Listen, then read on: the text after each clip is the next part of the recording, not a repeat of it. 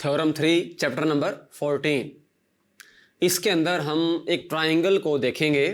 उस ट्राइंगल का कोई एक एंगल होगा, उसका जो इंटरनल बाइसेक्टर होगा वो उस एंगल के जो अपोजिट साइड्स होगी उसको उसके लिहाज से हम इसको डिस्कस करेंगे। आइए इसकी स्टेटमेंट को लिखते हैं।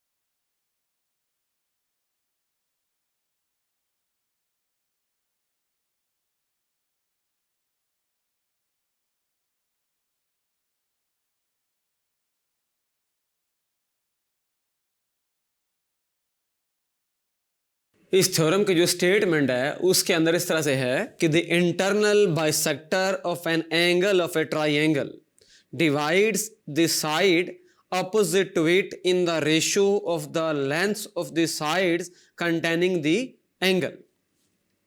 अगर डायग्राम को देखा जाए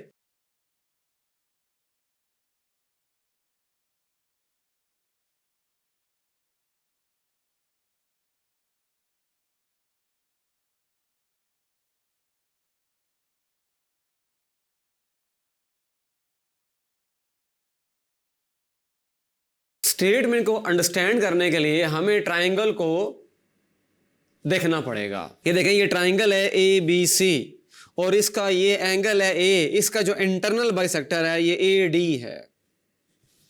अब बात ये है कि हमें जो चीज गिवन है वो तो इस थ्योरम में हमें ये triangle A B C given है और दूसरी बात हमें ये गिवन है कि जो ए डी है ये इस ट्राइंगल का एंगल ए का इंटरनल बाइसेक्टर है। हमने प्रूव ये करना है कि ये जो इंटरनल बाइसेक्टर है ये जिस रेशो में इस साइड को डिवाइड करेगा वही रेशो इन दो साइड्स के दरमियान भी होगी, क्योंकि ये दो साइड्स जो हैं ये इस एंगल को कंटेन कर रही हैं। एंगल ए को साइड ए सी और ए बी कंटेन कर रही हैं, एंगल सी को साइड सी ए और सी बी कंटेन कर रही हैं, एंगल बी को साइड ए बी और सी बी कंटेन कर रही हैं। तो हमारा फोकस एंगल ए के ऊपर है, लिहाजा ये साइड जो ए सी है, ये साइड जो ए बी है, ये दोनों साइड्स एंगल को कंटेन कर रही हैं और ये जो इंटरनल बाइसेक्टर है ये इस पॉइंट डी के ऊपर कट कर रहा है। और हमने ये प्रूव करना है कि ये जो इन दो साइड्स के दरमियान जो रेशो होगी यानी ए सी रेशो ए बी जो होगी वो इक्वल होगी C D ratio D B के। इसको लिखते हैं। गिवन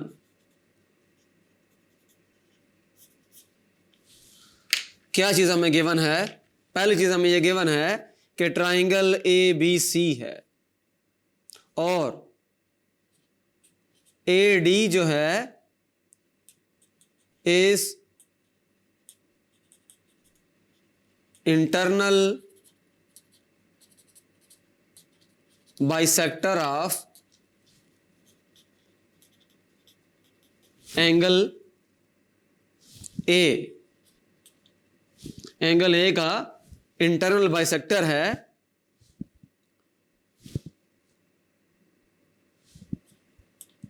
ए डी जो है वो मीट करता है सी बी को एट पॉइंट डी।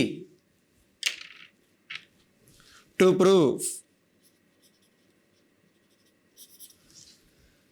यहां तक तो बात क्लियर हो गई। अब हमने प्रूव ये करना है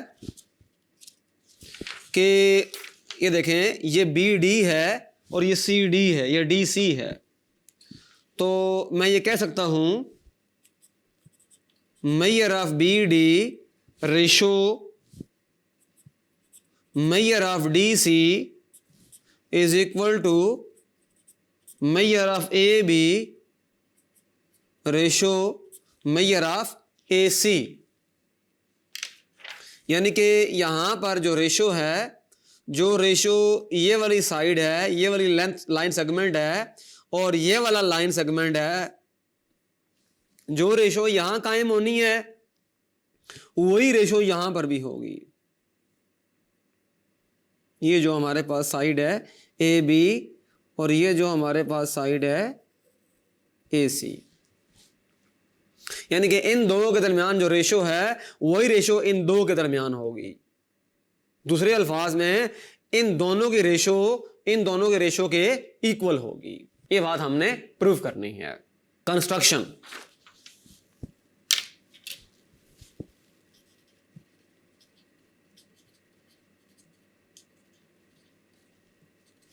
कंस्ट्रक्शन में हम ये करेंगे,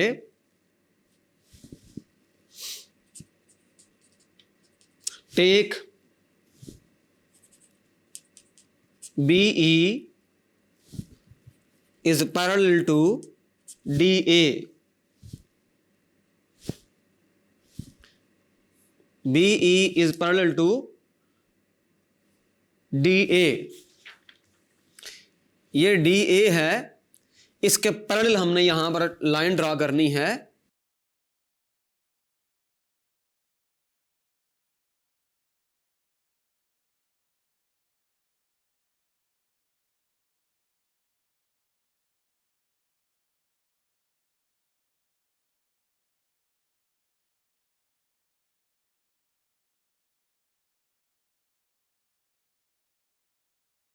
यहां पर हमने इसको प्रोड्यूस करना है AC को पॉइंट E तक, और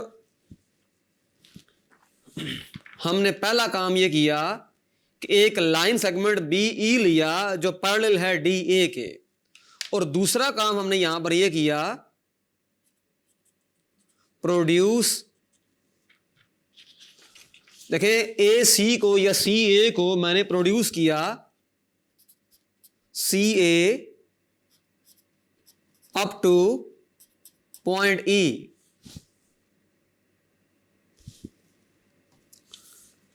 CA को प्रोड्यूस किया E तक, और फिर हमने ये वाली जो BE लाइन सेगमेंट है वो AD के पैरेलल ले लिया।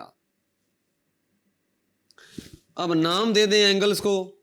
ये एंगल, ये वाला एंगल हो गया एंगल 1, इधर एंगल को हमने कह दिया 2, ये एंगल हो गया 3, यहां पर एंगल हो गया 4, ये हमने नाम दे दिए इनको। नेम द एंगल्स, ये बात हमने कर दी। कंस्ट्रक्शन में हमने 3-4 स्टेप्स परफॉर्म किए। एक तो ये है कि हमने AD के पैरेलल एक कोई लाइन ड्रा की, लाइन सेगमेंट लिया BE। E जो है वो हमने जब CA को प्रोड्यूस किया वो पॉइंट E है, और हमने एंगल्स को नाम दे दिए। वेरी सिंपल है। अब हम लिखेंगे इसका प्रूफ। ये डायग्राम है थ्योरम की।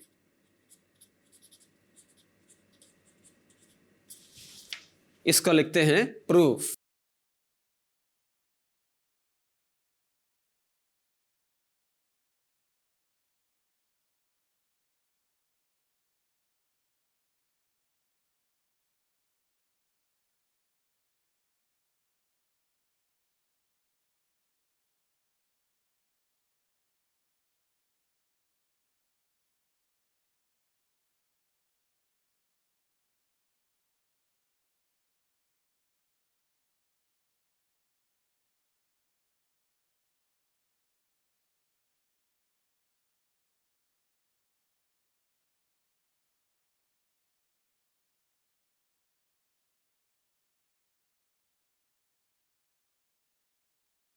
ये जो 3 डॉट होते हैं इस तरह से, 2 ऊपर 1 नीचे, मतलब होता है सिंस या because. Since AD is parallel to EB and EC intersects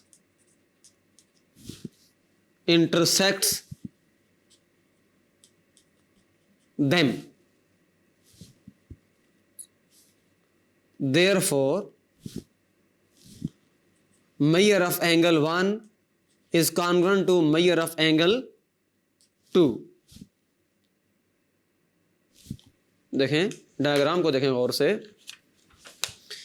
AD ये रहा, AD ये है आपका BE, ये दोनों हैं हमारे पास पैरेलल,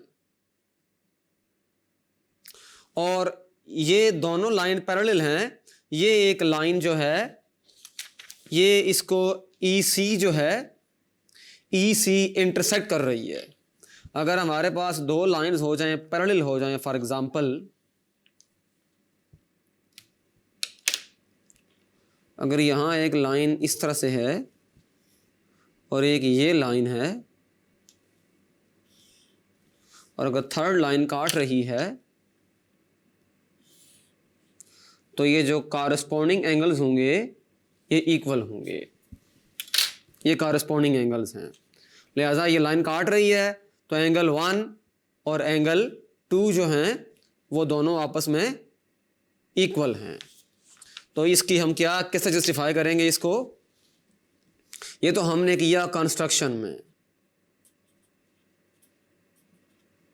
और इसकी जस्टिफिकेशन क्या है? Corresponding angles.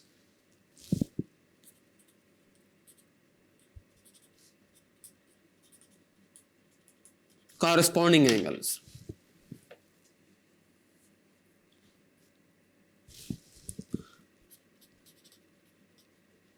Again, AD is parallel to EB and AD देखें पैरेलल है EB के, and AB intersects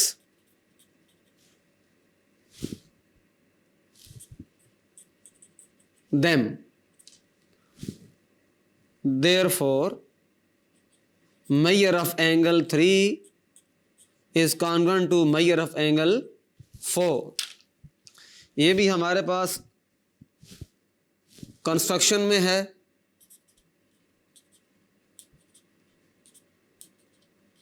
और यहां पर अब सिचुएशन डिफरेंट है, अल्टरनेट एंगल्स हैं।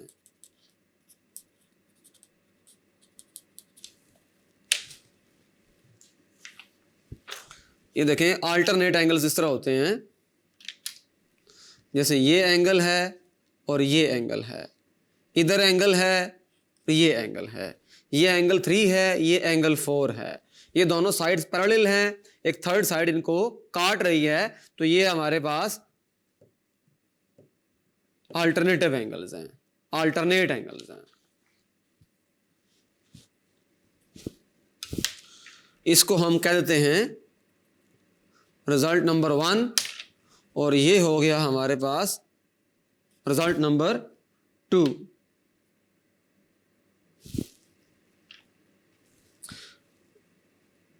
But measure of angle 1 is congruent to measure of angle 3, ये गिवन में था। चूंकि ये बात गिवन में थी कि ये जो AD है ये एंगल A का इंटरनल बाइसेक्टर है, तो जाहिर सी बात है अगर ये इस एंगल का बाइसेक्टर है तो इस एंगल को ये दो इक्वल पार्ट्स में डिवाइड करेगा, तो जाहिर सी बात है एंगल 1 इक्वल होगा एंगल 3 के। This implies measure of angle 2 is congruent to measure of angle 4 by 1 and 2. Measure of angle 2 is equal to measure of angle 4, ये दोनों इक्वल हो गए। जब ये दोनों इक्वल हैं तो ये वाली लेंथ और ये वाली लेंथ क्या हो जाएंगे? इक्वल हो जाएंगे, सेम हो जाएंगी।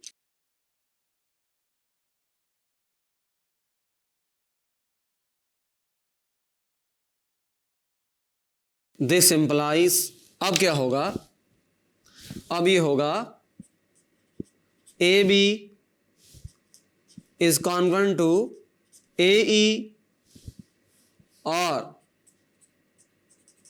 ए ई को हम कह सकते हैं कॉन्ग्रुएंट टू ए बी। इसको हम जस्टिफाई कैसे करेंगे, if in a triangle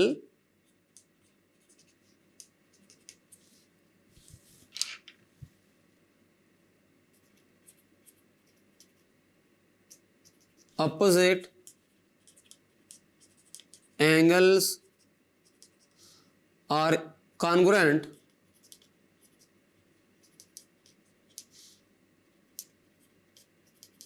then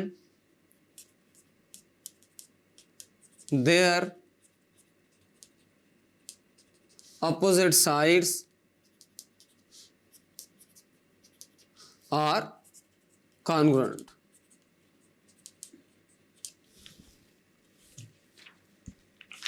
देखिए हमारे पास अगर कोई ट्राइंगल है, यहां पर फॉर एग्जांपल अगर ये हमारे पास एक ट्राइंगल है,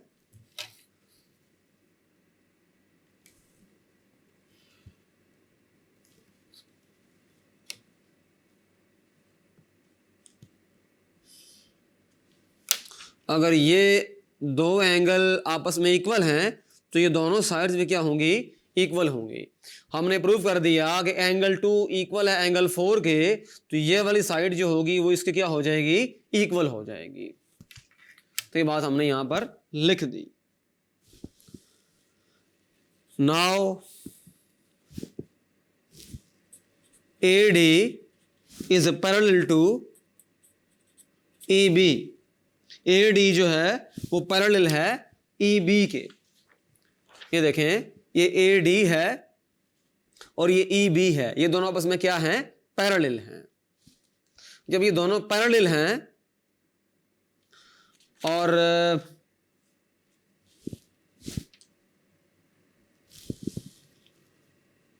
सो BD over DC is equal to EA over AC। इसको कैसे सिफाई करेंगे, इसको ये तो हमारे ने कंस्ट्रक्शन में किया था, ये काम हमने कंस्ट्रक्शन में किया हुआ है। और ये जो है AD is parallel to EB, ये देखें ये AD है, ये पैरेलल है EB के। तो इसका मतलब ये हुआ कि अगर ये ट्राइंगल ली जाए, बड़ी वाली ट्राइंगल ली जाए, तो ये थर्ड साइड इसके पैरेलल है,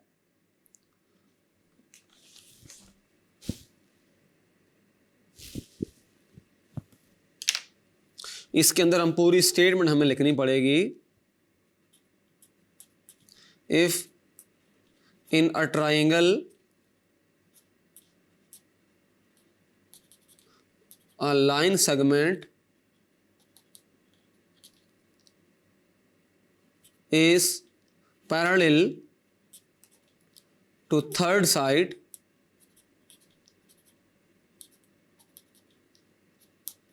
and intersects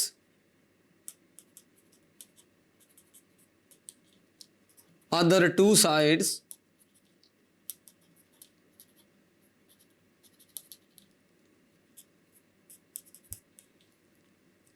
then it will divides those two sides in same ratio।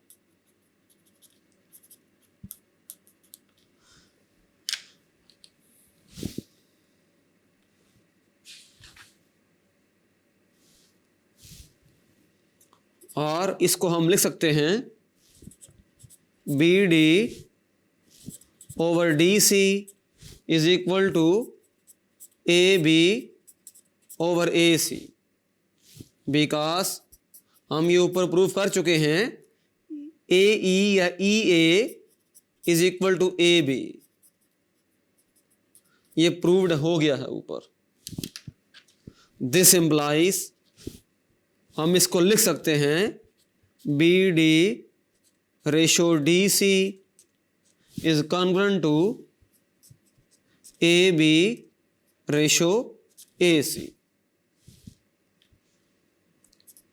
In ratio form.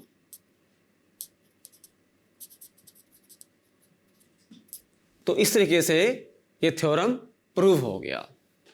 Thank you.